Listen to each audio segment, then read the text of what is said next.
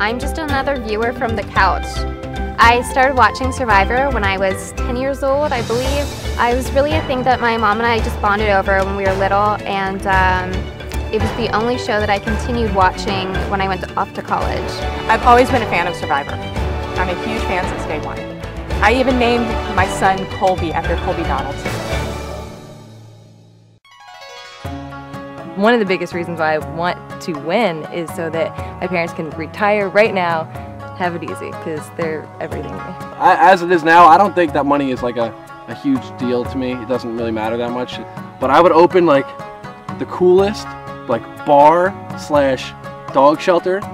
I'm not here for the money. The money would be great because I have 3 kids I have to put in through college. But I want to win this show. Just because. Just to say I did it and I won.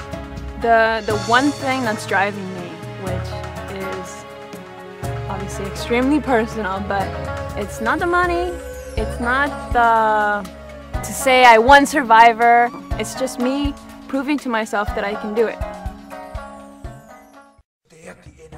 Bartending is definitely a valuable experience for this game. You get all these ranges of emotions and you still have to be nice to everybody because you want their tip at the end of the night. So as terrible as that sounds, you still have to kind of know what things to say to people to get them to open up, but not feel like you're pushing them. When I realized that I had the opportunity to do Survivor, I immediately made the connections between Survivor and all the other parts of my life, specifically racing. You have to strategize a lot with racing, focusing on the short-term goals as long as maintaining your equipment for the long term. So that kind of short-term, long-term balance is super important and will definitely play over to Survivor. I'm actually a one-time competitor in a beauty pageant. A lot of what goes into any competition, whether it be beauty pageant or any other competition, is a lot of that mental mindset, that competitive drive, and the ability to stay confident, and I think that it helps a lot. I felt like I made enough moves last time to make it as far as I did, but everything got eclipsed when I gave away the necklace.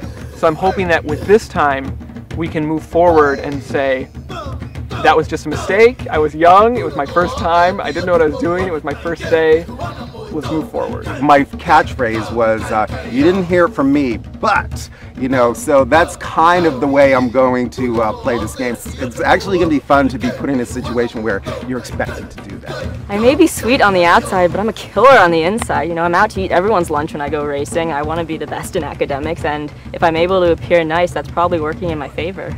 I can't waste this moment. I have to enjoy it. I have to take in everything as much as I can and play the game as well. So I have to take in the experience and I have to play the game. Those are my 2 jobs this time. I said it from the beginning, this is a game and that's how I'm going to play it. And if somebody outsmarts me and kicks me out, you know, week 2, so be it, it's a game, but that's not going to happen.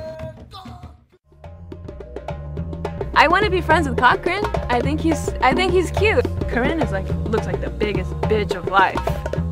When I saw her, I was like, holy, this girl's mean! Well, the thing about Philip is Philip wants the whole world to see him. Whether you know who he is or not, you're like, who's that weird guy in the room? I think that there's a lot more to him than just this craziness on the outside. And I want to know what's